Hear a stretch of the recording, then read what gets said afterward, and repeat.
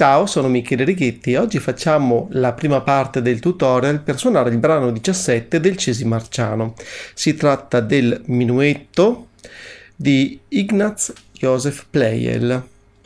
Pleyel è un compositore nato in Austria nella seconda metà del Settecento, trasferitosi poi dapprima in Italia, poi a Londra ed in seguito definitivamente in Francia. In Francia ebbe una lunga carriera come compositore, ma soprattutto come costruttore di pianoforti. Infatti la ditta costruttrice Pleyel esiste tuttora. Da un punto di vista tecnico, questo minuetto non presenta particolari difficoltà. La tonalità è il Do maggiore, la mano destra affronta qualche piccolo spostamento come anche la mano sinistra. Inoltre vi sono alcune alterazioni fuori tonalità. Infatti troviamo nella prima parte del brano il Fa diesis si presenta 3 volte, mentre invece nella seconda parte abbiamo il Do diesis che anch'esso si presenta 2 volte. Bene, adesso andiamo a suonare prima a mani separate e poi a mani unite.